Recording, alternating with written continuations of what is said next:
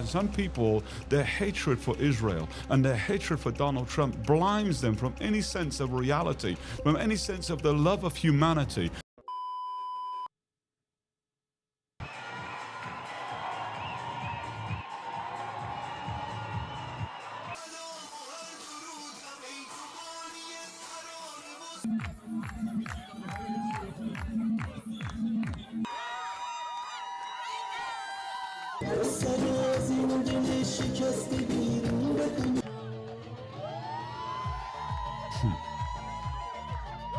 Well, the joy of freedom. I'm sure most of you have probably already heard the news that the supreme leader in Iran has been killed along with his other leaders, and there are worldwide celebrations from Iranians that were fled for their lives back in 1977 when the supreme leader, the Ayatollah, took over the Iranian Republican Guard and just slaughtered and terrorized millions of his own people, and they fled around. And you can see the joy of these people as they long to go back to their own country. But even right now in Iran, millions of people are still being terrorized. We saw just a few weeks ago, possibly up to 50,000 Iranian people were killed in a matter of days for protesting against this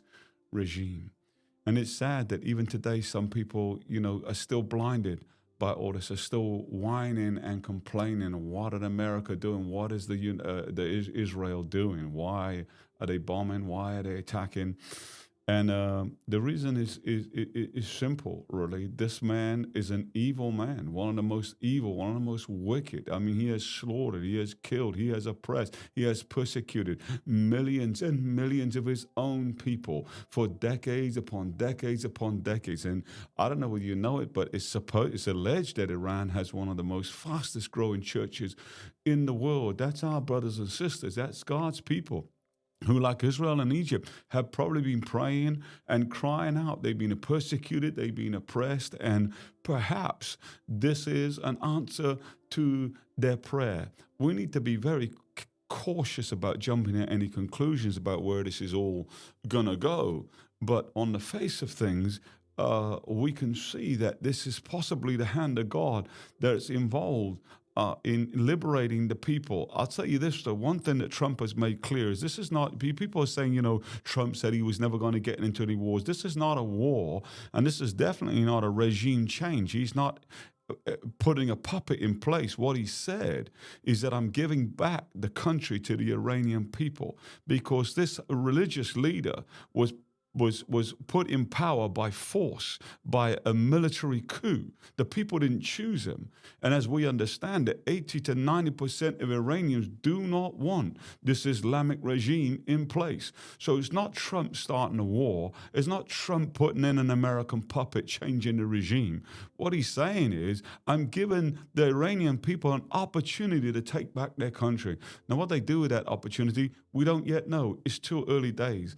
But I think, before we run our mouth and start making judgment and screaming about this and criticizing, some people, their hatred for Israel and their hatred for Donald Trump blinds them from any sense of reality, from any sense of the love of humanity, that there are thousands and thousands and perhaps millions of people that have been slaughtered and killed. And Trump steps in, I believe, by the hand of God to deliver these people and to answer the prayers, and people are still not happy. So I'm not, all I'm saying is let's hold fire. Let's the best thing we can do right now is pray for the church, pray for the Iranian people, but particularly for our brothers and sisters who are over there right now. I'm sure they've been praying. Oh my God, I'm sure they've been praying for God to liberate their nation. And so, we just need to stand with them and pray that this will come through to fruition, because there's no guarantees. The Iranian Republic Guard, they're probably going to try and appoint some other Ayatollah. Whether or not Trump will take that, I don't know. But another whole reason for all of this, of course, was the nuclear war. Let's not forget that. Let's throw that into the pot.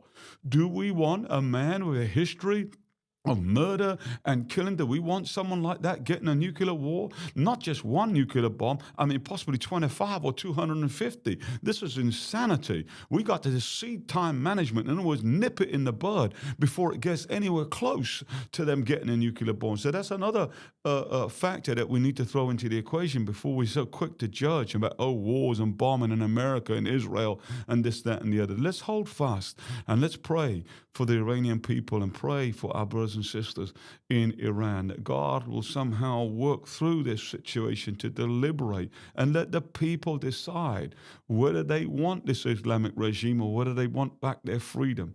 As I said, 80 to 90% of the Iranian people do not want the Islamic regime. They do not want to live under the rule of Islam. They're Persians. They are a free people. Incidentally, here's another thought to throw in there. It's 47 years since the Islamic Revolution. 47 years. And by the way, Donald Trump is the 47th American president.